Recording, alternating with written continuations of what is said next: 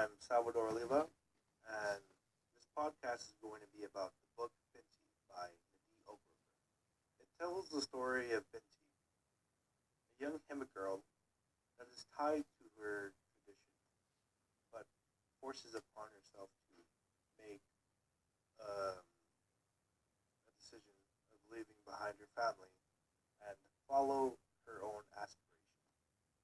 Throughout this podcast, we're going to talk about the theme that I personally chose to talk about and support it with sections of the story, and essentially just talk about the whole point of the book and make a lot of connections to myself, my own personal experiences, and my own interpretations of the book itself. The particular theme I chose was the forming of a unique identity. Why I chose this theme was because I see myself as having a unique identity. I feel this theme has to is like very easy to see throughout the story, and I feel it has the same factors as supporting her coming of age or the concept of coming of age in the story.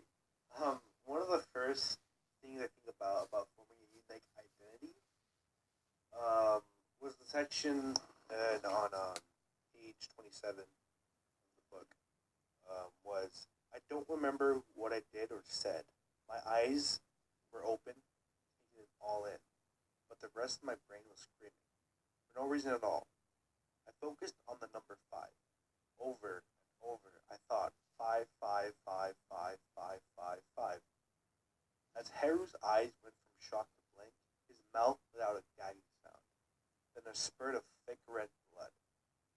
Then blood frothed with saliva as he began to fall forward. His head hit the table with a flat thud. His neck was turned, and I could see his eyes were open. His left hand flexed spasmodically until it stopped, but his eyes were still open.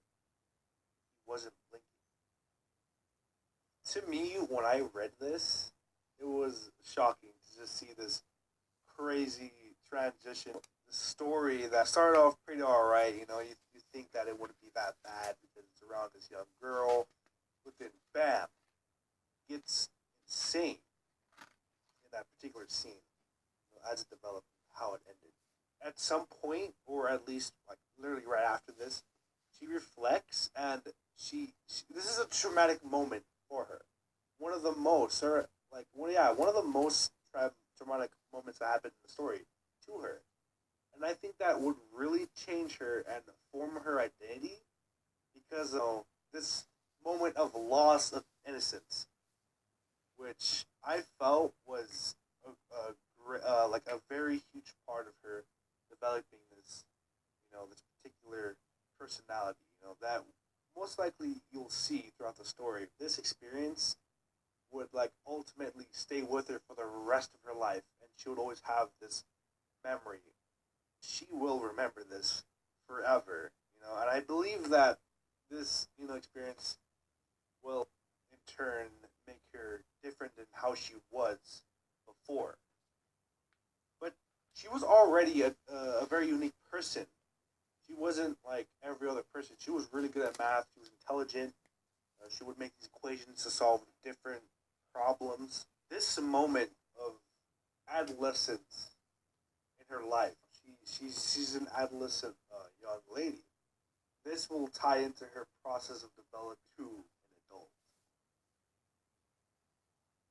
And I also want to talk about this other section of the story. Here it is. I have studied your people, she said. They don't like outsiders. I'm not an outsider, I said, with a twinge of irritation. I am. And that's when I caught my eye. My hair was rested against my back, weighed down from the oranges. But as I gotten up, one lock had come to rest on my shoulder. I felt it rub against the front of my shoulder and saw it now. I frowned, not wanting to move, before the realization hit me. I knew to drop into meditation, freeing out of desperation. In in this section, it's basically around when the towards like the falling action of the story, and her hair is like dreadlocks. You know, it was originally like dreadlocks with like this substance called oches, which was like clay and some like other properties that made that she would like put it on her forehead and rub it against her hair to like make it to this this style, this tradition that's been carried out throughout the people. And she notices that her hair has altered. Evidently, this will lead to her being an outsider to her family or to her people because of how different her hair is. Even after this scene, people realize that since she's Himba, her hair isn't supposed to be like that. So people are looking at her puzzled by the fact that how her hair is, you know, waving around like tentacles. It's very big. Because of this transformation of her physically, it'll also affect her internally. But throughout her life, she will feel, or like at a certain point, you know, if she does meet her family, that she will feel that she is different from them, no matter what, because of how her hair is. Her whole interpretation of herself has changed ultimately. An essential question that I was given by my teacher was the question of why do we need to imagine ourselves beyond our context? When I was asked this, I was initially excited actually to be asked this question of why do we need to do this? Because me personally, I love fiction, whether science or fantasy, no matter what. You know, I've been around it so much. You know, my whole life has actually been based around this. I play video games, I watch movies, you know, anime. Throughout my life, I've just been around constant fiction, and it really developed my perspective and interpretation of the world around me.